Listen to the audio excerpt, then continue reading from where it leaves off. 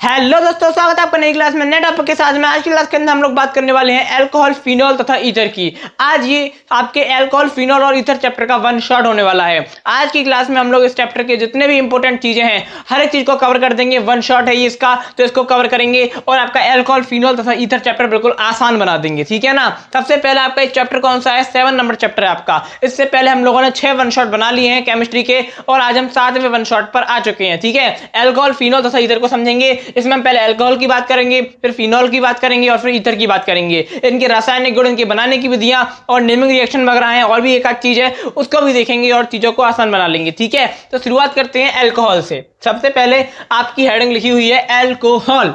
क्या होता है अल्कोहल? समझो क्या होता है। देखो, जो आपका बिल्कुल इजी वे में समझो। क्या समझो? इजी वे में समझो। जैसे कि आपका CH3OH ये मैंने लिख दिया, C2H5OH मैंने लिख दिया। आप कहोगे ये क्या है, तो मैं बताता हूं ये क्या है। ये जो आपका है ये क्या है? ये आपका क्या है? ये आपका मेथिल अल्कोहल है। जो नीचे लिखा हुआ है ये आपका क्या है? एथिल अल्कोहल है। आप कहोगे ये तो पता है, लेकिन ये अल्कोहल है क्या, कैसे आया? तो समझो इस चीज को। जो आपका C2H5 है, जो आपका CH3 है, ये क्या होते हैं? देखो, ये आपके होते हैं एल्किल समूह। क्या होते हैं? एल्किल समूह। इनको हम R से दर्शा देते हैं। किससे दर्शा देते हैं? R से दर्शा देते हैं। R से दर्शा देते हैं। समझो इस चीज को। यहां पर क्या लिखा है? R, CH3 लिखो, C2H मतलब आपका मेथिल, एथिल, प्रोपिल, ब्यूटिल, ऐसे करके बढ़ते जाते हैं, ठीक है। यहां पर हमने क्या लिखा?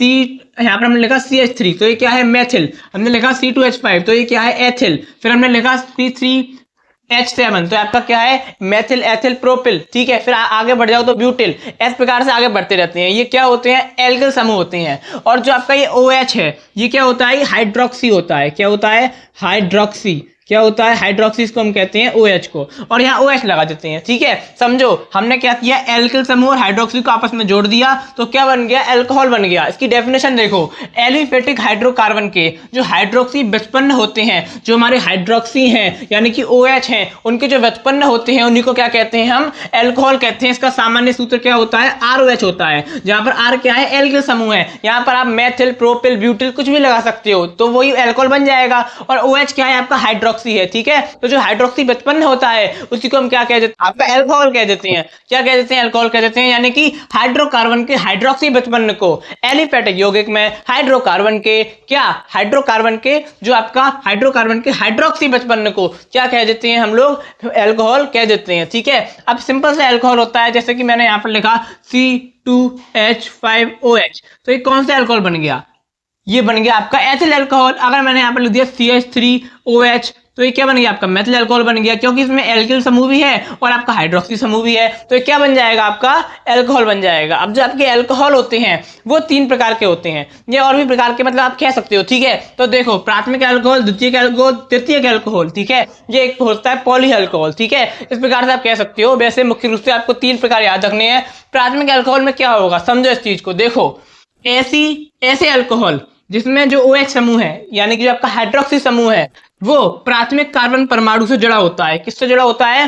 प्राइमरी कार्बन एटम से जुड़ा होता है। तो उसे हम क्या कहते हैं? प्राथमिक अथवा 1 डिग्री अल्कोहल कहते हैं। आप इसको प्राथमिक भी कह सकते हो अथवा 1 डिग्री भी कह सकती हो, ठीक है। प्राथमिक अल्कोहल कहो या 1 डिग्री अल्कोहल कहो, कोई दिक्कत की बात नहीं है। तो इसमें क्या हो रहा है? जो आपका हाइड्रोक्सी समूह है यानी कि OH है, वो प्राथमिक कार्बन परमाणु यानी कि प्राइमरी कार्बन एटम से जुड़ा होता है। कैसे जुड़ा होता है? तो देखो, ये क्या है? इसका सामान्य सूत्र है RCH2OH। यहाँ पर R क्या है? अरे CH3 लगाओ, C2H5 लगाओ, यहाँ पर कुछ भी लगा सकते हो आप, क्योंकि R क्या है? आपका एल्किल समूह है। मैंने आपको जैसा पहले ही बताया, ठीक है।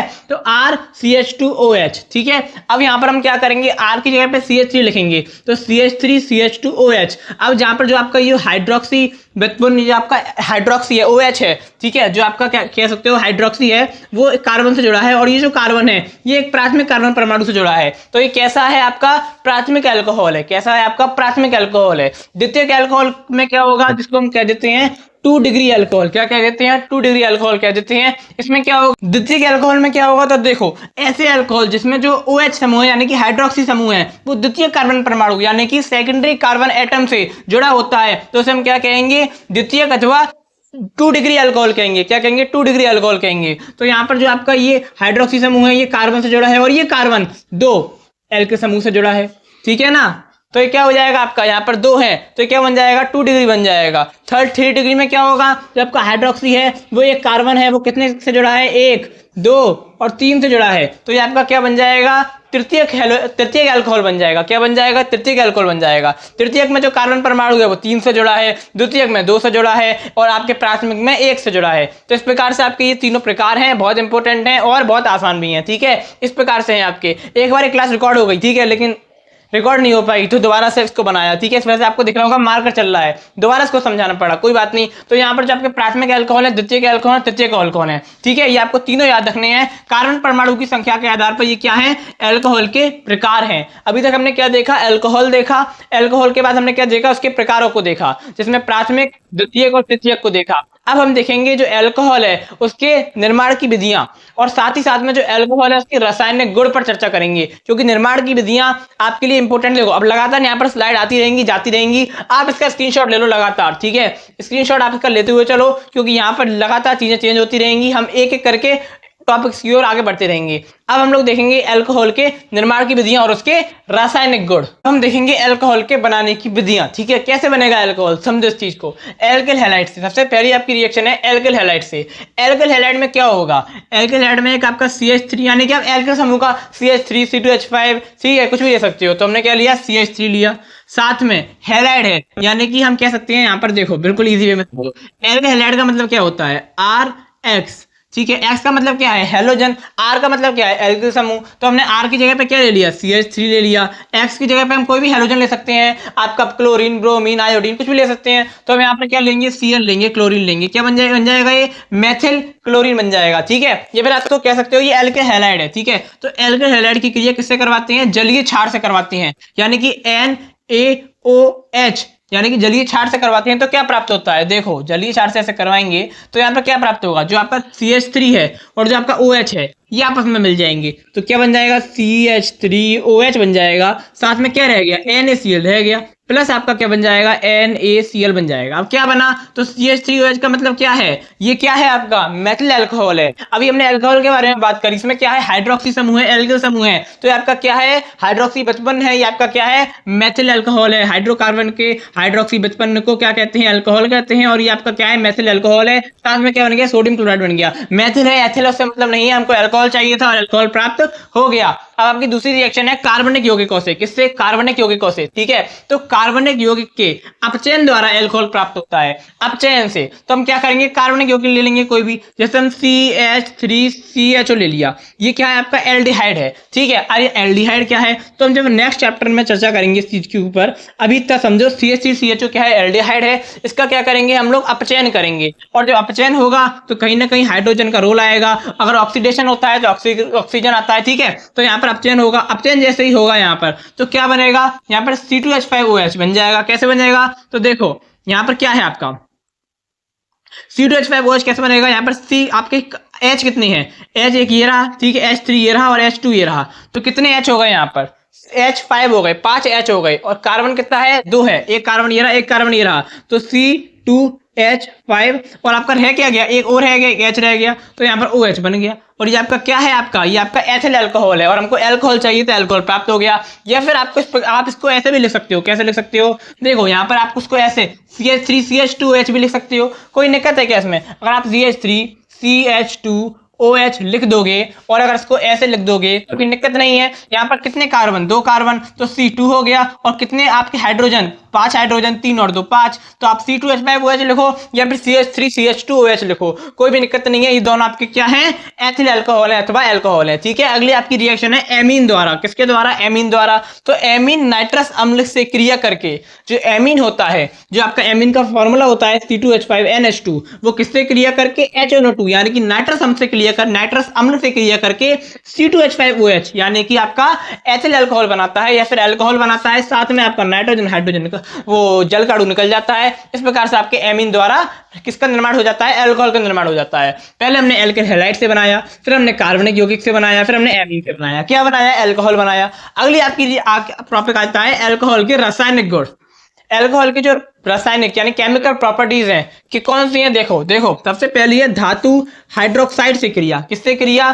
धातु हाइड्रोक्साइड से क्रिया। इसको एक बार में डाल देते हैं ताकि आपको अच्छी तरह समझ में आ जाए धातु हाइड्रोक्साइड से क्रिया किस प्रकार से होगी। अब आप यहाँ पर कोई भी धातु हाइड्रोक्साइड ले सकते हो, ठीक है। तो यहाँ पर हम क्या करेंगे, धातु हाइड्रोक्साइड से क्रिया करेंगे। किसकी करेंगे? बात किसकी हो रही है? रासायनिक गुण किसके हैं? एल्कोहल के हैं। तो आप कोई सा भी एल्कोहल लो, मैं यहाँ पर C2H5OH लूंगा। ये कौन सा एल्कोहल है? मेथिल एथिल एल्कोहल है, ठीक है। अगर मैं यहाँ पर CH3OH लेता तो ये क्या होता? आपका मेथिल एल्कोहल होता, लेकिन मैंने यहाँ पर मेथिल नहीं एथिल अल्कोहल लिया है, ठीक है। तो C2H5OH की क्रिया किससे करवानी है? आपको धातु हाइड्रोक्साइड से करवानी है।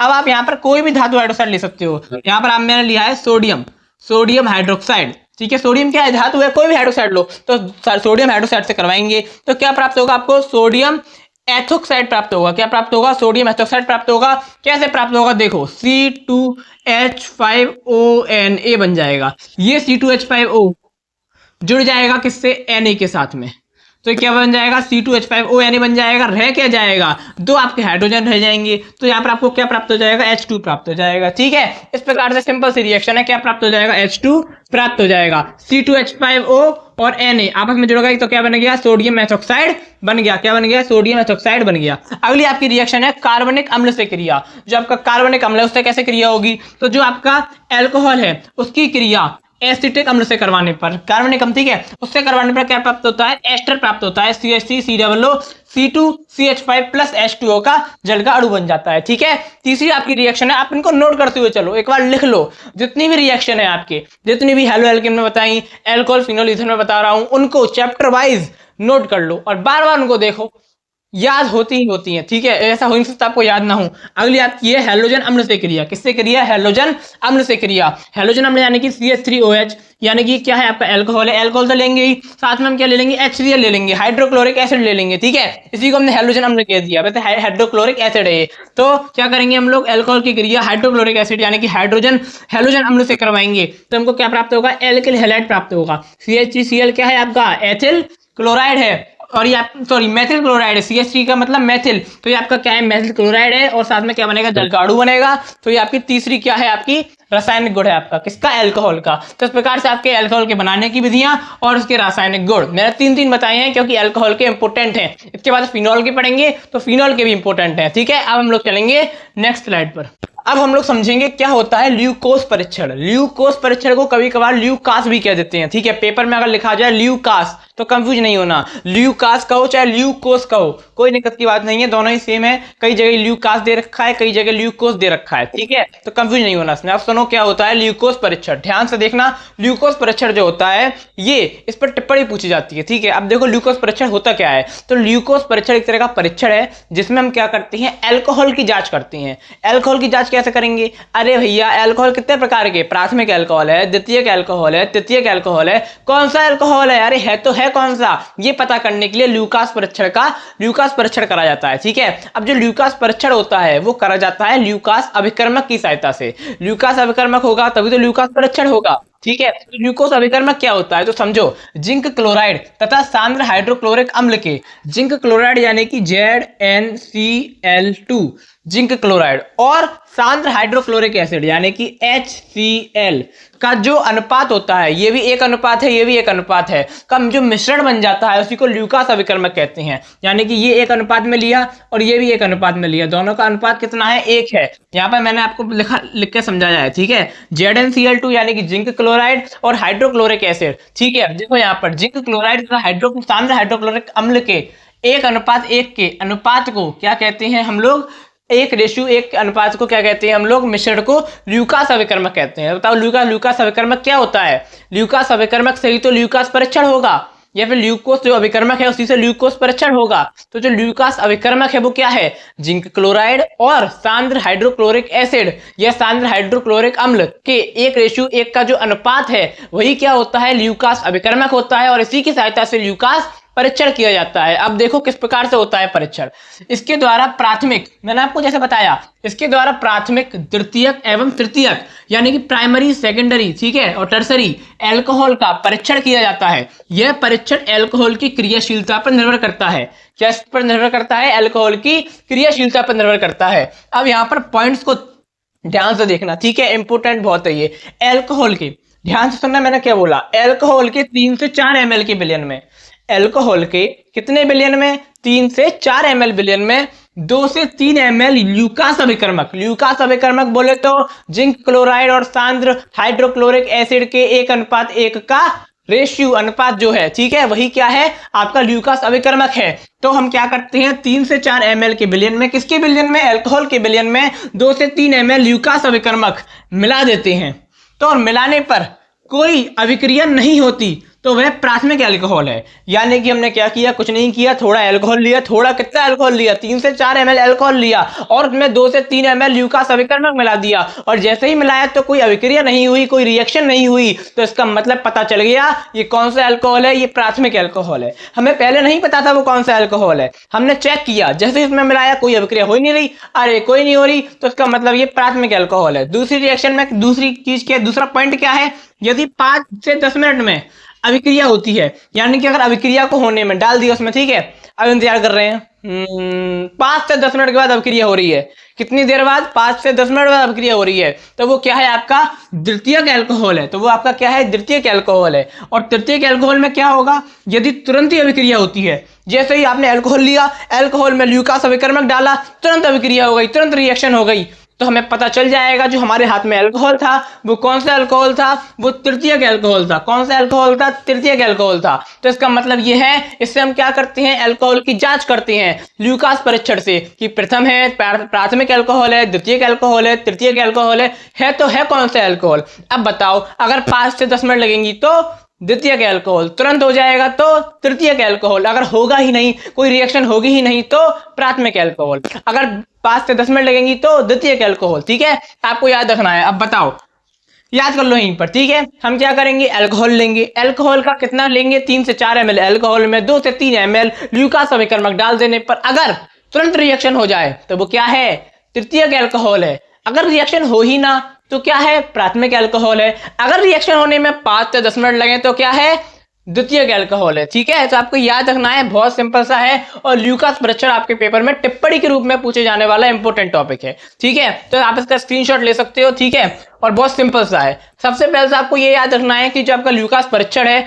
वो कैसे होगा, ल्यूकास अभिकर्मक से होगा। ल्यूकास अभिकर्मक क्या होता है, तो जिंक क्लोराइड और सांद्र हाइड्रोक्लोरिक एसिड का 1:1 का जो रेशियो है, जो अनुपात है, जो अनुपात का मिश्रण है, वही क्या है आपका ल्यूकास अभिकर्मक है। एल्कोहल लो, ल्यूकास अभिकर्मक डालो और पता लगाओ प्राथमिक है, द्वितीयक है या तृतीयक है, ठीक है। अब हम लोग चलेंगे नेक्स्ट स्लाइड पर। अब हम लोग समझेंगे क्या होता है फिनॉल, ठीक है। जिस प्रकार से हमने अल्कोहल देखा, उसके बनाने की विधियां देखी, उसके रासायनिक गुण देखे, ठीक है, उसी प्रकार से हम देखेंगे क्या होता है फिनॉल, फिर इसके बनाने की विधियां देखेंगे और इसके जो रासायनिक गुण है उनको भी देखेंगे। क्या होता है फिनॉल, तो बेंजीन के हाइड्रोक्सी व्युत्पन्न को फिनॉल कहते हैं। जिस प्रकार से आपने अल्कोहल में देखा, जो आपका एल्किन समूह के जो हाइड्रोक्सी व्युत्पन्न थे उन्हीं को हमने क्या कह दिया था, अल्कोहल कह दिया था। अल्कोहल में क्या था, CH3OH C2H5OH, हम OH समूह जोड़ देते थे और ये क्या बन जाता था, आपका अल्कोहल बन जाता था। ठीक उसी प्रकार से बेंजीन के हाइड्रोक्सी व्युत्पन्न, यहाँ पर किसके व्युत्पन्न ले रहे हैं, बेंजीन के। बेंजीन की संरचना कैसी होती है, तो बेंजीन की संरचना ऐसी होती है। कैसी होती है, ऐसी होती है। ये क्या है आपका बेंजीन है, ये क्या है आपका बेंजीन है। और जैसे ही हमने बेंजीन से क्या कर दिया, OH समूह को जोड़ दिया, तो ये क्या बन जाएगा, आपका फिनॉल बन जाएगा। ध्यान से देखो, ये क्या है, एक बार जल्दी से बताओ, ये क्या है, बेंजीन है। जिस बेंजीन भले से जैसे ही हमने OH जोड़ दिया तो ये क्या बन जाएगा, फिनॉल बन जाएगा, ठीक है। यानी कि बेंजीन भले से OH के बेंजीन भले से OH जोड़ दो, बन गया फिनॉल। वन शॉट है, वन शॉट की तरीके से समझो, इजी लैंग्वेज में समझो। जैसे ही बेंजीन भले से आपने OH जोड़ा तो वो क्या बन गया, फिनॉल बन गया। अब जो क्या है, इसकी बेंजीन के हाइड्रोक्सी व्युत्पन्न को क्या कह देते हैं, फिनॉल कह देते हैं। बहुत सिंपल सा है, बहुत ईजी सा है। इसकी मेन चीज होती है इसके बनाने के गुण। क्या बनाने के गुण है, आओ देखो। तो फिनॉल के निर्माण की विधियां, पहली विधि है डाईएजोनियम लवण से। किससे, डाईएजोनियम लवण से, ठीक है। देखो यहां पर मैंने क्या लिखा, यहां पर मैं लिखा C2H5N2Cl। ये क्या है, ये है बेंजीन डाईएजोनियम क्लोराइड। ये क्या है? Benzene diazonium chloride. ठीक है, अब इसको आप ऐसे लिखो चाहे इसको ऐसे लिखो, यानी कि या लिख देता हूँ या आप इसको ऐसे लिखो, दोनों ही बात एक ही है। ये क्या है? बेंजीन की संरचना है, ऊपर हमने क्या लिख दिया? N2Cl लिख दिया, तो इसका नाम क्या हो गया? Benzene diazonium chloride. इसको आप ऐसे भी लिख सकते हो, कोई प्रॉब्लम की बात नहीं है। ठीक है, मैंने ऐसे लिख दिया है क्योंकि हमें फिनॉल की संरचना भी प्राप्त करनी है तो आसानी हो जाएगी। ठीक है, तो हमने ऐसे लिख दिया है। अब क्या होगा? देखो, डाईएजोनियम लवण से करेंगे, किसकी? डाईएजोनियम लवण से क्या करेंगे? जल से क्रिया करेंगे। डाईएजोनियम लवण की H2 यानी जल से क्रिया करवाएंगे। किसकी उपस्थिति में करवाएंगे? तो H2SO4 की उपस्थिति में करवाएंगे। तो हमको क्या प्राप्त होगा? फिनॉल प्राप्त होगा। कैसे प्राप्त हुआ? तो यहां से जो आपका O था, ठीक है, यहां से जो आपका O था और जो H था वो यहां पर आके लग जाएगा, रह के जाएगा। यहां पर 2 N2 रह गए तो N2 आ गया, एक यहां पर आपका H रह गया और एक आपका Cl रह गया, तो यहाँ पर HCl आ गया। ठीक है, ठीक इसी प्रकार से आपकी रिएक्शन हो गई। बहुत सिंपल सी रिएक्शन है, ज़्यादा इसमें कुछ नहीं है। ठीक है, हमको क्या चाहिए था? फिनॉल चाहिए था, हमको फिनॉल प्राप्त हो गया। ठीक है, अगली आपकी रिएक्शन है हेलोएरीन से। किससे? हेलोएरीन से।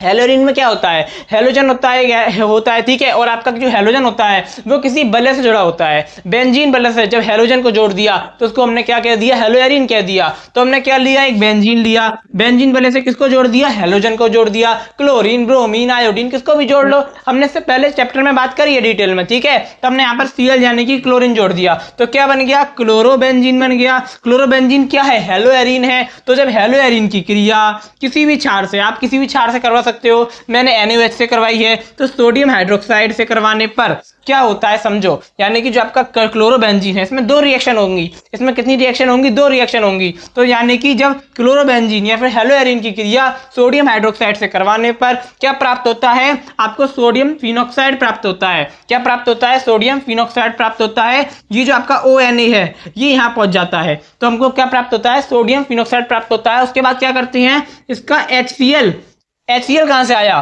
तो यहां पर क्या रह गया? ये Cl है, ये H है, तो जब इसका HCl से दोबारा से क्रिया करते हैं तब क्या बनता है? तब हमें फिनॉल प्राप्त होता है, यानी कि OH जिसको हमने जोड़ दिया बेंजीन बले से, ही क्या प्राप्त हुआ? हमको फिनॉल प्राप्त हुआ। साथ में क्या प्राप्त होता है? सोडियम क्लोराइड लवण प्राप्त होता है। ठीक है, इस प्रकार की रिएक्शन है, बहुत सिंपल सी है, ज्यादा कुछ इसमें खास नहीं है। अगली रिएक्शन आपकी होती है सोडियम सैलिसिलेट। अब ये नया शब्द आपको सुनने को मिलेगा, इसका क्या फॉर्मूला है देखो, सैलिसिलेट से। ठीक है, तो देखो ये आपका हमने बेंजीन बले बनाई, OH समूह यहाँ जोड़ दिया, COO यहाँ जोड़ दिया। ये आपका क्या है? सोडियम सैलिसिलेट है। क्या है? सोडियम सैलिसिलेट है। तो सोडियम सैलिसिलेट की क्रिया किसी भी क्षार से, यहाँ पर मैं लिख देता हूँ, ये क्या है? क्षार है। ये क्या है? क्षार है। आप मैंने NaOH लिया है, सोडियम हाइड्रोक्साइड लिया है, आप कोई भी क्षार ले सकते हो, नो प्रॉब्लम। ठीक है, तो यहाँ पर क्या करते हैं? जब सोडियम सैलिसिलेट की क्रिया किससे करते हैं? क्षार से करते हैं, तो हमको क्या प्राप्त होता है? फिनॉल प्राप्त होता है। क्या प्राप्त होता है? फिनॉल प्राप्त होता है। साथ में अब यहाँ क्या रह गया? देखो यहाँ पर एक N ये रहा, एक N ये रहा। N कितने हैं? 2 हैं। जो Na कितने हैं? ठीक है, Na। ठीक है, ये क्या आपका Na सोडियम है, तो Na 2 हैं, तो यहाँ पर N2 हो गया, Na2 हो गया। और यहाँ पर CO3 के CO कितने हैं? 3 है, तो यहाँ पर क्या बन जाएगा? सोडियम कार्बोनेट बन जाएगा। ठीक है, ये तो मतलब एक्स्ट्रा चीज बन गई। हमको चाहिए क्या था? हमको फिनॉल चाहिए था, बन गया। हमको फिनॉल चाहिए था, बन गया। हमको फिनॉल चाहिए था, बन गया। तीनों रिएक्शन बहुत सिंपल सी है, ज्यादा इनमें कुछ है नहीं। पहली है डाईएजोनियम लवण से, दूसरी है हेलोएरीन से। हेलोएरीन में वाली बहुत ज्यादा सिंपल है, कुछ नहीं करना, 2 रिएक्शन करनी है इसके अंदर, सिंपल सी है। ठीक है, अगली आपकी सोडियम सैलिसिलेट से। फॉर्मूला आपको याद कर लेना है सोडियम सैलिसिलेट का, बाकी सब बहुत आसान है। ठीक है, तो ये आपकी 3 फिनॉल के निर्माण की विधियां हैं, आपको याद रखनी है। अब हम लोग देखेंगे फिनॉल के रासायनिक गुण। ठीक है, फिनॉल के रासायनिक गुण के ऊपर बात करेंगे। पहला आपका दे रखा है अपचयन। ठीक है, अपचयन में क्या होगा? तो MnO2 यानी कि मैग्नीशियम डाइऑक्साइड, MnO2 की उपस्थिति में फिनॉल का अपचयन कराने पर बेंजीन प्राप्त बनता है, यानी प्राप्त होता है। ठीक है, यानी कि जो अब देखो हम क्या पढ़ रहे हैं? फिनॉल के रासायनिक गुण पढ़ रहे हैं, तो इसमें फिनॉल की क्रिया सबसे होगी, फिनॉल की ही क्रिया होगी सब में। तो देखो यानी कि MnO2 की उपस्थिति में फिनॉल की क्रिया, किस फिनॉल की क्रिया नहीं, फिनॉल का आप कहते हो अपचयन कराने पर क्या प्राप्त हो रहा है? आपको बेंजीन प्राप्त हो रहा है। समझो इस चीज को, हमने क्या लिया? एक फिनॉल लिया, ठीक है, बेंजीन बले से OH जोड़ दिया, क्या बन गया? फिनॉल बन गया। फिनॉल क्या होता है? फिनॉल क्या होता है? बेंजीन के हाइड्रोक्सी व्युत्पन्न को फिनॉल कहते हैं। चीजों को रिकॉल करते हुए चलो, तभी तो मजा आएगा। ठीक है, बेंजीन के हाइड्रोक्सी व्युत्पन्न को फिनॉल कहते हैं। तो फिनॉल की क्रिया, फिनॉल की क्रिया है फिर फिनॉल का अपचयन। अपचयन में क्या होगा, यहाँ पर हाइड्रोजन लिख देंगे, ठीक है, ऑक्सीकरण होता है तो ऑक्सीजन, ठीक है, O2, ठीक है, यहाँ पर H2 लिख दिया की क्रिया, ठीक है, अपचयन करवाया किसकी उपस्थिति में, M2O2 यानी कि मैग्नीशियम डाइऑक्साइड की उपस्थिति में, MnO2, ठीक है, यहाँ पर MnO2 होगा, मैग्नीशियम डाइऑक्साइड, ठीक है, मैग्नीशियम डाइऑक्साइड की उपस्थिति में करवाया तो यहाँ पर क्या प्राप्त हुआ हमको, बेंजीन प्राप्त हुआ, साथ में क्या प्राप्त हुआ, जल प्राप्त हुआ। बेंजीन का फॉर्मूला क्या होता है, चाहे आप ऐसे लिखो या फिर आप C6H6 ऐसे भी लिख सकते हो, ठीक है ना, कोई दिक्कत की बात नहीं है क्योंकि इसमें 6 हाइड्रोजन 6 कार्बन होते हैं, ठीक है। अब यहाँ पर देखो मैंने यहाँ पर बिल्कुल आपको ईजी में समझाने का प्रयास किया है, आप चाहो तो इसको ऐसे भी कर सकते हो, जैसे आपका फिनॉल है तो फिनॉल का क्या हो जाएगा, C6H5OH, ठीक है, यहाँ पर जो ये H दे रखा है ना, आप समझो इस चीज को, बेंजीन में क्या होता है C6H6 होते हैं,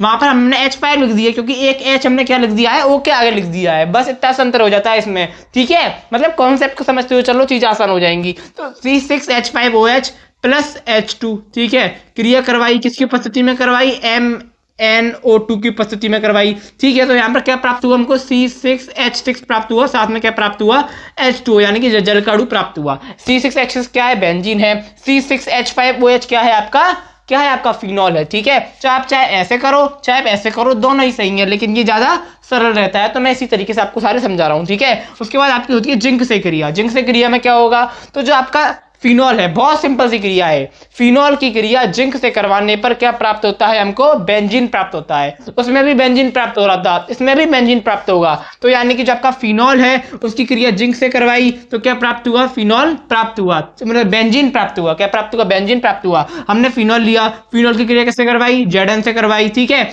और साथ में क्या प्राप्त हुआ आपको, बेंजीन प्राप्त हुआ, और आपका क्या रह गया, एक Zn ये रहा और रह क्या गया, Zn रह गया, और आपका क्या रह गया, O रह गया, ठीक है। अभी आप कहोगे H भी तो रह गया, H नहीं रह गया, H विलुप्त हो गया, समझो इस चीज को। जो आपका बेंजीन है उसमें क्या होता है, C6H6 होता है, ठीक है, तो H यहाँ से कहाँ गया, H तो व्युत्पन्न मान लो गायब हो गया एक तरह से, ठीक है, विलुप्त हो गया, तो यहाँ पर क्या रह गया, केवल Zn रह गया, तो यहाँ पर क्या आ जाएगा, Zn आ जाएगा। इस प्रकार की आपकी रिएक्शन है सिंपल सी। अगली आपकी रिएक्शन है अमोनिया से क्रिया। अमोनिया से क्रिया कैसे होगी, तो जो आपका फिनॉल है, फिनॉल की क्रिया NH3 यानी कि अमोनिया से करवाने पर किसकी उपस्थिति में, या फिर आप कह सकते हो जो फिनॉल है उसकी क्रिया अमोनिया के साथ करवाने पर, जो आपका फिनॉल है उसको अमोनिया के साथ गर्म करने पर किसकी उपस्थिति में, ZnCl2 की स्थिति में क्या प्राप्त होता है आपको, बेंजोनेमीन प्राप्त होता है। क्या प्राप्त होता है, बेंजोनेमीन प्राप्त होता है। बेंजीन बदले से हमने क्या जोड़ दिया, NH2 जोड़ दिया, तो क्या बन गया, बेंजोनेमीन बन गया, साथ में क्या बन गया, जल का अणु बन गया। सिंपल सी है, यहाँ पर मैंने बनाया है, इस साइन का मतलब क्या होता है, गर्म करना, ठीक है। कोई भी रिएक्शन में अगर इसका साइन तो वो गर्म हो रही है रिएक्शन, ठीक है,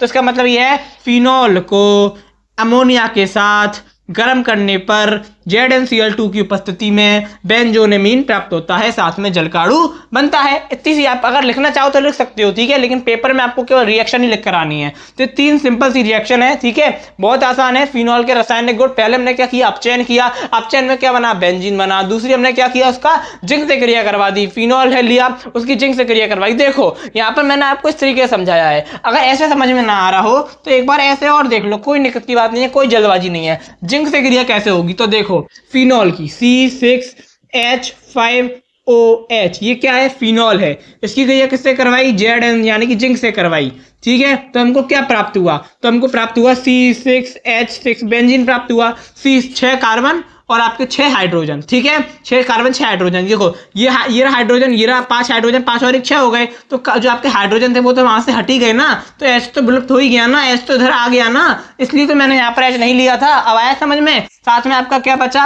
अब रह क्या गया, Zn रह गया, O रह गया, तो यहाँ पर क्या आ गया, ZnO आ गया। सिंपल सी आपकी रिएक्शन है वाली, ठीक है। अगर आपको ऐसे समझ में ना आ रहा हो तो ऐसे समझ लो, कोई दिक्कत की बात नहीं है, लेकिन ऐसे ज्यादा क्या रहता है, आसान रहता है, सहूलियत हो जाती है। आशा करता हूं कि आपको समझ में आ रहा होगा। अब हम लोग चलेंगे नेक्स्ट स्लाइड पर। अब हम लोग समझेंगे ईथर को, ठीक है। देखो आपके चैप्टर का नाम क्या है, अल्कोहल फिनॉल ईथर, यही आपके चैप्टर का नाम है। तो बताओ क्या है आपके चैप्टर का नाम, अरे बोलो, जहां भी बैठ के इस क्लास को देख रहे हो बोला करो, ठीक है, इससे पता चलेगा आप पढ़ रहे हो, ठीक है, आप मोबाइल में रील नहीं देख रहे, पढ़ रहे हो आप, समझो। तो ठीक है, अब यहाँ पर लिखा हुआ है ईथर, ठीक है। हमने अल्कोहल को देखा, फिनॉल को देखा, अब बारी आती है ईथर की, ठीक है। और ये ईथर है, उसके बाद हम कुछ नेमिंग रिएक्शन देखेंगे, ईथर के रासायनिक गुण देखेंगे, बनाने की विधियां देखेंगे, चैप्टर कंप्लीट हो जाएगा। कुछ है चैप्टर में, कुछ नहीं है, चीजें बहुत सरल है, आसान है, ठीक है। अब ये ईथर क्या होता है समझो, तो वह यौगिक जिनमें दो एल्किल अथवा एरिल समूह एक ऑक्सीजन परमाणु से जुड़े होते हैं ईथर कहलाता है।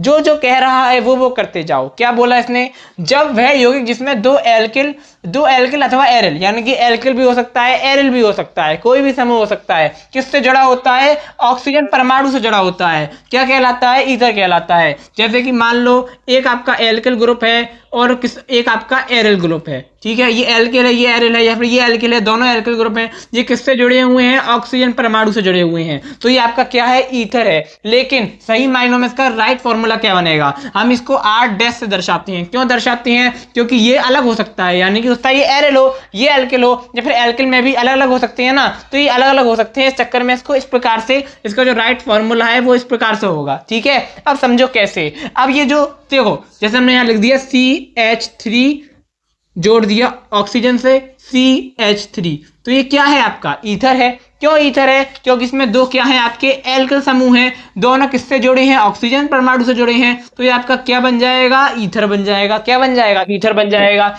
जैसे हमने एक और लिया C2H5, यहाँ पर O और यहाँ पर ऑक्सीजन मतलब C2H5, ये क्या है आपका, बताओ ये क्या है, ये भी ईथर है। ये क्या है, ये भी ईथर है, ठीक है, क्योंकि यहाँ पर ऑक्सीजन परमाणु से जुड़े हुए हैं दो आपके एल्किल ग्रुप, ठीक है। अब आपका एक और देखो, एक क्या देखो C2H5, यहाँ पर CH3, ये क्या है आपका, बताओ ये क्या है, इसमें ये अलग है ये अलग है, तो ये क्या है, अरे ये भी आपका ईथर है, ठीक है, ये भी आपका क्या है, ईथर है। ये क्या है आपका, क्या है, मैथ है, ये आपका क्या है, ऐसा, यानी कि आपका क्या है, मैथिल है, और ये आपका क्या है, एथिल है, तो ये भी आपका क्या है, ईथर है। लेकिन इसमें दोनों अलग अलग हैं, लेकिन तब भी क्या है, ईथर है। अब ईथर के दो प्रकार होते हैं, एक होता है सममित, एक होता है असममित, ठीक है। असममित ईथर है, तो आपका क्या है, ये असममित ईथर है। ये क्या है, सममित है, ये क्या है, सममित है, तो ये सममित ईथर, ये क्या है, सममित ईथर, ये क्या है, असममित ईथर, ठीक है ना, ये आपको याद रखना है। अब यहाँ पर जरूरी थोड़ा हम एल्किल ग्रुप ही जोड़े, हर बार एरिल जोड़ दो, जिस प्रकार से हमने यहाँ पर क्या किया, ऐसे जोड़ दिया, ठीक है। रुको, अब बताना क्या है ये, ठीक है, आराम से देखते हुए। अब बताओ ये क्या है, ये आपका क्या है, ये आपका ऑक्सीजन है, दो एरिल जुड़े हुए हैं, तो ये आपका क्या है, ईथर है। लेकिन कैसा ईथर है, दोनों समान है, तो कैसा ईथर है, सममित ईथर है। अब बताओ क्या होगा, यहाँ पर हमने क्या किया, बनाया, उसके बाद चलेंगे नेक्स्ट स्लाइड पर, इतना क्लियर होना चाहिए, ठीक है। हमने यहाँ पर इस प्रकार से बनाया। अब बताओ ये कैसा ईथर है, बताओ कैसा ईथर है, यहाँ पर एक एल्किल है एक एरिल है, ठीक है, तो ये कैसा है, दोनों असमान है, तो ये कैसा है, असममित ईथर है। कैसा ईथर है, असममित ईथर है। तो बहुत मैंने आपको डिटेल में समझा दिया है ईथर के बारे में। अब आपको कंठस्थ हो गया होगा क्या होता है ईथर, कुछ नहीं होता। क्या होता है, देखो एक और पढ़ो, वह यौगिक जिसमें दो एल्किल अथवा एरिल, एल्किल अथवा एरिल, कुछ भी कर लो, एल्किल कर लो, एरिल कर लो, एरिल कर लो, एथिल कर लो, मैथिल कर लो, एथिल कर लो, कुछ भी कर लो, उसको किससे जोड़ दो, परमाणु से जोड़ दो, ऑक्सीजन परमाणु से जोड़ दो। कौन से परमाणु से, ऑक्सीजन से जोड़ दो, तो वो क्या बन जाता है, आपका ईथर बन जाता है, ठीक है, तस आपका होता है। अब हम लोग देखेंगे क्या होते हैं आपके जो ईथर है, उसके बनाने की विधियां क्या है, बहुत इंटरेस्टिंग है, ये देखते हैं। अब हम लोग देखेंगे ईथर के रासायनिक गुण, ठीक है। इससे पहले हम लोगों ने अल्कोहल के बारे में बात करी, फिनॉल के रासायनिक गुण देखे, उसके बनाने की विधियां देखी। अब हम देखेंगे ईथर के रासायनिक गुण और उसके बनाने की विधियां। ईथर की मैंने दो लिखी हैं, क्योंकि इतनी नहीं पूछी जाती, सबसे ज्यादा पूछी जाती है अल्कोहल की और दूसरे नंबर पर फिनॉल की, ठीक है। अल्कोहल की बहुत ज्यादा ही पूछी जाती है, तो वो आपको बिल्कुल नहीं भूलनी। तो ईथर की भी आपको नहीं भूलनी, इंपॉर्टेंट है, ठीक है। तो ईथर के रासायनिक गुण कौन से हैं, बहुत सिंपल से हैं, बहुत आसान है। क्या है, देखो, ईथर को जल के साथ गर्म करने पर संगत अल्कोहल का निर्माण होता है। यानी कि हम पहले रासायनिक गुण देख लेते हैं, इसकी फिर बनाने की विधियां बाद में देखेंगे, ठीक है। तो देखो, ईथर को जल के साथ, रासायनिक गुण ईथर के हैं तो ईथर की बात होगी, तो कोई सा भी ईथर आप ले सकते हो। तो ईथर को जल के साथ गर्म करने पर, यानी कि हमने लिया C2H5OCH3, ये कौन सा ईथर है, यहाँ पर क्या है, ये क्या है, ये आपका एथिल है, ये आपका मैथिल है, तो क्या हो गया, एथिल मैथिल ईथर, ठीक है ना। तो आपका ये जो ईथर, बिल्कुल आम भाषा में समझो, हमने ईथर ले लिया, ठीक है। ईथर में क्या होता है, एक तरफ एल्किल ले लो, एरिल ले लो, दोनों तरफ एल्किल समूह ले लो, उसको किससे जोड़ दो, ऑक्सीजन परमाणु से जोड़ दो, क्या बन जाएगा, ईथर बन जाएगा। तो ईथर की क्रिया किससे करते हैं, जल के साथ में, यानी कि H2O के साथ में करते हैं, H2O के साथ में गर्म करते हैं। क्या करते हैं, गर्म करते हैं। तो बोलो क्या करते हैं, ईथर को जल के साथ में जब गर्म करते हैं तो क्या प्राप्त होता है, तो हमको संगत अल्कोहल का निर्माण होता है। ये कौन सा अल्कोहल बन गया, C2H5OH बन गया। कैसे बना, तो C2H5 यहाँ से निकला और आपका एक O ये रहा और एक H ये रहा, यहाँ से निकल आया, तो क्या बन गया, C2H5OH बन गया। और ये क्या बन गया, आपका एथिल अल्कोहल बन गया। साथ में आपका क्या बना, CH3OH बन गया, यानी कि मेथिल अल्कोहल बना। इसका मतलब ये है ईथर की क्रिया, ईथर को जल के साथ गर्म करने पर संगत अल्कोहल प्राप्त होते हैं। हमको क्या प्राप्त हुआ, एक एथिल अल्कोहल प्राप्त हुआ और एक मेथिल अल्कोहल प्राप्त हुआ। ठीक है, अगली आपकी रिएक्शन है ईथर की क्रिया हाइड्रोजन आयोडाइड से कराने पर। हाइड्रोजन आयोडाइड यानी कि HI से करवाने पर, किससे करवाने पर, HI से करवाने पर। जो ईथर है उसकी क्रिया हाइड्रोजन आयोडाइड से कराने पर एथिल आयोडाइड प्राप्त होता है, एथिल आयोडाइड प्राप्त होता है। ठीक है, एथिल आयोडाइड क्या है, एक हेलोजन है। ठीक है, क्यों है, हेलो एल्केन है, सॉरी, एथिल आयोडाइड क्या है, हेलो एल्केन है, क्योंकि इसमें क्या है, आपका हेलोजन है और एल्केन है तो क्या हो गया, हेलो एल्केन हो गया। ठीक है, कैसे प्राप्त होता है, देखो तो हमने क्या लिया, ईथर लिया, C2H5O C2H5। ठीक है, ईथर ले लिया। ये कैसा ईथर है, सममित है कि असममित है, बताओ। ये सममित ईथर है क्योंकि इसमें दोनों समान है, ये भी C2H5 है, ये भी C2H5 है। अगर यहाँ पर C2H5 होता और यहाँ पर क्या होता, CH3 होता, तो ये कैसा होता, असममित होता। ठीक है, ये ईथर के प्रकार मैंने आपको बता दिए हैं, दोबारा रिवाइज करवा देता हूं, इन चीजों को याद रखना है। ठीक है, तो C2H5O C2H5 करवाई क्रिया, किससे करवाई, हाइड्रोजन आयोडाइड से करवाई। तो क्या प्राप्त हुआ, ये जो आपका C2H5 था, ये जो आपका C2H5 है, ये जुड़ गया I के साथ में, तो आपको क्या प्राप्त हो गया, एथिल आयोडाइड प्राप्त हो गया। क्या प्राप्त हो गया, एथिल आयोडाइड प्राप्त हो गया, जो कि एक हेलो एल्केन है। साथ में क्या प्राप्त हुआ, C2H5OH प्राप्त हो गया, जो कि क्या है, आपका एथिल अल्कोहल है। ठीक है, अगली आपकी रिएक्शन होती है निर्माण की विधियां। ठीक है, अभी तक हमने क्या देखा, ईथर के रासायनिक गुण देखे। पहले हमने क्या किया, ईथर को जल के साथ गर्म किया तो क्या प्राप्त हुआ, संगत अल्कोहल प्राप्त हुए। दूसरी रिएक्शन में हमने क्या किया, ईथर की क्रिया हाइड्रोजन आयोडाइड से करवाई तो क्या प्राप्त हुआ, हमको एथिल आयोडाइड प्राप्त हुआ। ठीक है, सिंपल सी रिएक्शन है। अगली आपकी रिएक्शन है इसके निर्माण की विधि, तो ईथर का निर्माण कैसे होगा। ठीक है, बहुत मिलती जुलती रिएक्शन है। देखो सबसे पहले हमने क्या देखा, ईथर को जल के साथ गर्म करने पर, अब हम जब ईथर बनाएंगे तो देखना जल का क्या रोल है। देखो इसमें क्या रोल है, देखो दो मोनोहाइड्रिक अल्कोहल के निर्माण से के निर्जलन से ईथर प्राप्त होता है, यानी कि निर्जलन का मतलब होता है जल को अलग कर देना। ठीक है ना, जल को अलग कर देना। तो समझो दो मोनोहाइड्रिक अल्कोहल के निर्जलन से क्या प्राप्त होता है, ईथर प्राप्त होता है। हम क्या लेंगे, दो अल्कोहल लेंगे, C2H5OH ले लिया, CH3OH ले लिया। हम C2H5OH यानी कि एथिल अल्कोहल, CH3 यानी कि मेथिल अल्कोहल। ठीक है, दो आपने ले लिए, फिर आपने क्या किया, इसका निर्जलन करवाया तो क्या होगा, जो आपका C2H5 है और CH3 है ये जुड़ जाएंगे आपस में, तो C2H5O CH3 ये क्या बन गया, आपका ईथर बन गया। हमको ईथर चाहिए था। ठीक है, ये रिएक्शन थोड़ी थोड़ी मिलती जुलती है आपकी पहली रिएक्शन से। ठीक है, तो आपको कंफ्यूज नहीं होना, बहुत आसान है ये। और साथ में क्या बन गया, जल अलग हो गया, जल आपका अलग हो गया, H2O अलग हो गया, निर्जलन हो गया। तो सिंपल सी रिएक्शन है। ठीक है, अगली आपकी रिएक्शन है एथिल आयोडाइड से। एथिल आयोडाइड यानी कि C2H5I से। ठीक है, यानी कि हेलो एल्केन से। तो एथिल आयोडाइड से कैसे बनेगी, तो एथिल आयोडाइड की क्रिया सोडियम एथोक्साइड से करवाने पर, किससे करवाने पर, देखो ये आपका क्या है, C2H5I क्या है, एथिल आयोडाइड है। ये क्या है, एथिल आयोडाइड है। इसकी क्रिया किससे करवाओगे, लिखा हुआ है, इसकी क्रिया किससे करवाओगे, सोडियम एथोक्साइड से। तो ये रहा आपका Na सोडियम और ये एथोक्साइड। ठीक है, इससे करवाओगे। ठीक है, तो क्या प्राप्त होगा, करवाने पर क्या प्राप्त होता है, हमको ईथर प्राप्त होता है, हमको ईथर चाहिए। तो ये C2H5 और ये C2H5 और O, ये C2H5 और ये C2H5O आपस में जुड़ जाएंगे तो क्या बन जाएगा, ईथर बन जाएगा। और कैसा ईथर है, ये सममित ईथर है, दोनों समान है। ठीक है, ईथर बन जाएगा। साथ में रह क्या गया, एक Na रह गया, एक I रह गया, तो सोडियम आयोडाइड क्या बन गया, सोडियम आयोडाइड बन गया। सिंपल सी रिएक्शन है ये। ठीक है, इसमें ज्यादा कुछ है नहीं। सबसे पहले क्या किया, C2H5O C2H5 और C2H5O को जोड़ दिया, क्या बन गया, ईथर बन गया। साथ में क्या बना, सोडियम आयोडाइड बना। ठीक है, ये आपके नेमिंग, ये आपकी क्या कहते हैं, ईथर के रासायनिक गुण हो गए और इसकी निर्माण की विधि हो गई। आप इसका स्क्रीनशॉट ले सकते हो। फिर हम लोग चलेंगे नेक्स्ट स्लाइड पर। ठीक है, अब हम आ चुके हैं नेमिंग रिएक्शन वाले पार्ट पे। देखो आपके जो भी चैप्टर हैं उन सबकी नेमिंग रिएक्शन बहुत इंपॉर्टेंट है। नेमिंग रिएक्शन जैसा कॉन्सेप्ट है, इसको आप छोड़ ही नहीं सकते क्योंकि ये आपके पेपर में बहुत नंबरों का वेटेज रखता है। ठीक है, हम यहाँ देखेंगे चार। पहली है विलियमसन संश्लेषण, रीमर टीमन अभिक्रिया और तीसरी है युग्मन अभिक्रिया। इसके बाद एक और है कोलवे स्मिट अभिक्रिया या फिर स्मिट अभिक्रिया। ठीक है, वो भी हम देखेंगे। उसके बाद इस वन शॉट को एंड कर देंगे। ठीक है, अब देखते हैं क्या होता है विलियमसन संश्लेषण।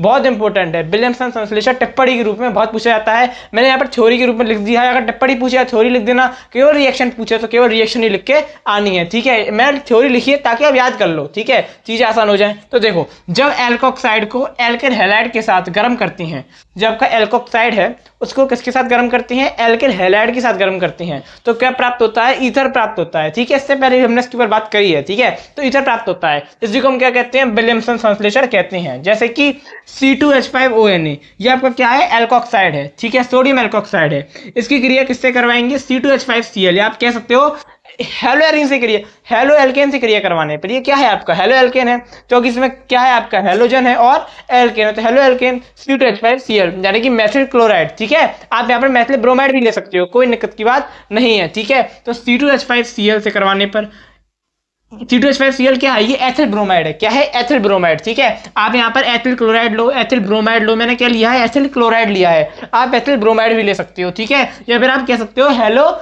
एल्केन से, तो हेलो एल्केन से करवाने पर या फिर हेलो एल्केन के साथ गर्म करते हैं, क्या करते हैं, ये चिन्ह का मतलब क्या होता है, गर्म करते हैं। तो क्या होगा, ये C2H5 और ये C2H5 और ये O, ये क्या होगा, देखो ईथर में क्या होता है, जो आपका ईथर बन रहा है, ईथर में क्या होता है, दोनों तरफ क्या होंगे आपके, या तो आपके वो होंगे C2H5 हो, या फिर CH3 हो, या फिर एल्किल ग्रुप हो, या एरिल ग्रुप हो, कोई भी ग्रुप हो सकता है। तो यहाँ पर C2H5 और O जो ऑक्सीजन परमाणु से जुड़ जाएंगे, तो C2H5 O C2H5, ठीक है, ये ऑक्सीजन परमाणु। तो क्या बन गया आपका, ये आपको ईथर प्राप्त हो गया।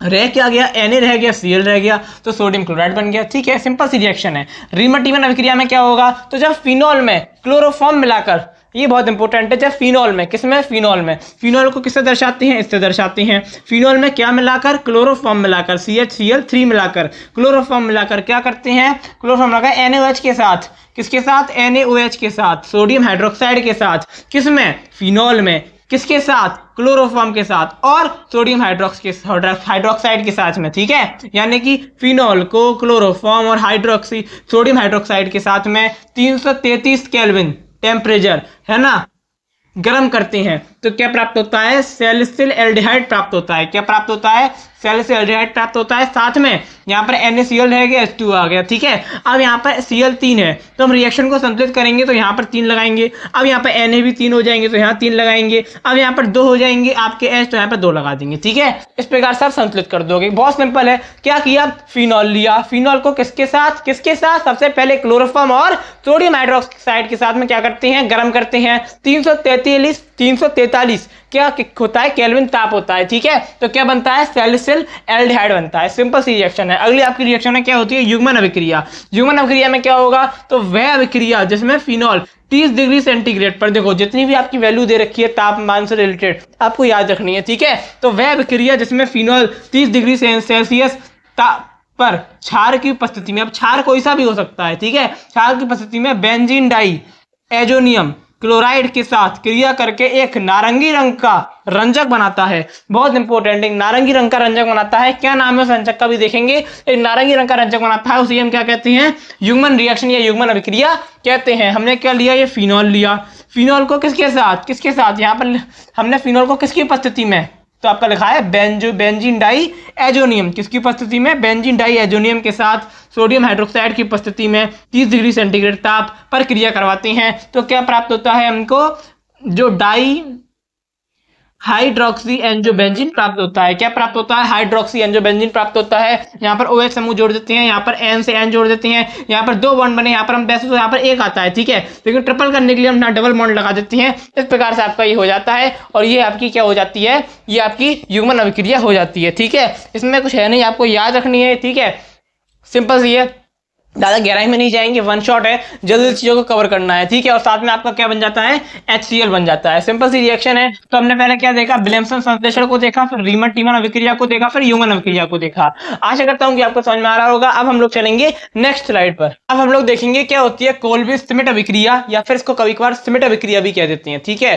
तो ये नेमिंग रिएक्शन है और बहुत लंबी चौड़ी रिएक्शन है, ठीक है, कठिन लगती है, लेकिन कठिन लगनी नहीं चाहिए, इतनी आसान तरीके से समझाऊंगा आपको, ठीक है। तो देखो क्या होती है, वह अभिक्रिया जिसमें सोडियम फिनॉक्साइड, क्या, सोडियम फिनॉक्साइड 4 से 8 एटीएम दाब देखो जो चीजें मैं लिखी हैं वो आपको नहीं लिखनी है, आपको केवल रिएक्शन लिख के आनी है, तो ये देख के आपको घबराना नहीं है, ठीक है। तो वह विक्रिया जिसमें सोडियम फिनॉक्साइड को 4 से 8 एटीएम दाब तथा 398 से 413 केल्विन ताप, यानी कि दाब कितना है 4 से 8 एटीएम, ताप कितना है आपका 398 से 413 केल्विन ताप, ठीक है। तो ताप और दाब कितना कितना लिया है वो आपको याद रखना है, ठीक है। दाब पर कार्बन डाइऑक्साइड के साथ क्रिया करके कौन करेगा, सोडियम फिनॉक्साइड क्रिया करेगा कार्बन डाइऑक्साइड के साथ इतने एटीएम दाब और इतने केल्विन ताप पर, तो क्या होगा, सोडियम सैलिसिलेट बनता है। तो क्या बनेगा, सोडियम सैलिसिलेट बनेगा, जो सांद्र हाइड्रोक्लोरिक एसिड यानी कि HCl द्वारा अपघटन से क्या बनाएगा, सैलिसिलिक अम्ल बनाएगा। यानी कि पहले आपका क्या बनेगा, पहले आपका सैलिसिलिक सोडियम सैलिसिलिक बनेगा, उसके बाद क्या होगा, वो सांद्र HCl से अपघटन करेगा और फिर क्या बनाएगा, आपका सैलिसिलिक अम्ल बनाएगा। उसी को हम क्या कहेंगे, कोल्वे या कोल्वे श्मिट रिएक्शन कहेंगे या विक्रिया कहेंगे। मतलब पहले आप इसमें दो रिएक्शन हो रही हैं। पहले आपका क्या हो रहा है, देखो पहले हम क्या लेंगे, सोडियम फिनॉक्साइड लेंगे, हम पहले फिनॉल बनाएंगे, ONA लगा देंगे, क्या बन जाएगा, सोडियम फिनॉक्साइड बनाएगा, सोडियम फिनॉक्साइड बन जाएगा। फिनॉल बनाएंगे, O बनाएंगे, Na लगा देंगे, तो क्या हो गया, सोडियम फिनॉक्साइड हो गया। इसकी क्रिया करते करवाई कार्बन डाइऑक्साइड यानी कि CO2 से करवाई। अब कुछ कंडीशंस हैं, क्या कंडीशन है, 398 और 413 केल्विन ताप और दाब कितना, 4 से 8 एटीएम दाब, ठीक है। हमने क्या किया, सोडियम फिनॉक्साइड की क्रिया कार्बन डाइऑक्साइड से करवाई, कितने, इतने ताप पर इतने दाब पर, ठीक है। सोडियम फिनॉक्साइड की क्रिया इतने ताप पर इतने दाब पर कार्बन डाइऑक्साइड से करवाई, तो क्या प्राप्त हुआ, हमको सोडियम सैलिसिलेट प्राप्त हुआ। ये हमारी पहली रिएक्शन हुई। क्या प्राप्त हुआ, सोडियम सैलिसिलेट प्राप्त हुआ। ये क्या है, आपका सोडियम सैलिसिलेट है। और जब हमने क्या किया, सोडियम सैलिसिलेट का सांद्र HCl से क्या करवाया, अपघटन करवाया, तो हमको क्या प्राप्त हुआ, सैलिसिलिक अम्ल प्राप्त हुआ। ये क्या है, आपका सैलिसिलिक अम्ल है, ठीक है। तो इस प्रकार से आपकी रिएक्शन है, इसमें दो रिएक्शन हो रही हैं। पहले आपका सैलिसिलेट सोडियम सैलिसिलेट बन रहा है, फिर आपका सैलिसिलेट अम्ल बन रहा है। तो इस प्रकार से आपका हाइड्रोक्लोरिक का जो आपका सांद्र हाइड्रोक्लोरिक है उसके जो अपचयन से क्या बन रहा है, आपका एंड में ये बन रहा है, अपघटन से बन रहा है, ठीक है। अपघटन से आपका सोडियम सैलिसिलेट से क्या बन जा रहा है, सैलिसिलिक अम्ल बन जा रहा है। तो ये रिएक्शन है। आपको इस रिएक्शन को देखो 1 से 2 बार लिखना है, चीजें याद हो जाएंगी। बहुत सिंपल सी रिएक्शन है। बाद में आपका क्या रह जाएगा, NaCl रह जाएगा, सोडियम क्लोराइड बन जाएगा, ठीक है। कठिन तो लग सकती है आपको, लेकिन आपको कठिन मानना नहीं है। अगर मान लोगे तो हार है, ठान लोगे तो जीत है। तो हमको क्या करना है, ठानना है, मानना नहीं है। तो ये कोल्वे श्मिट अभिक्रिया है, बहुत ईजी है, ईजी आपको बना देनी है। तो हमने क्या किया, एक बार और रिवाइज करो, बोल बोल के याद करो। देखो आप जब इसको लिखो ना तो कैसे लिखोगे, देखो ऐसे लिखोगे, सोडियम फिनॉक्साइड की, नाम नहीं लिखना, आपको बनाना है, एकदम बनाना है, आपको सारे ये बनाने हैं, ठीक है ना।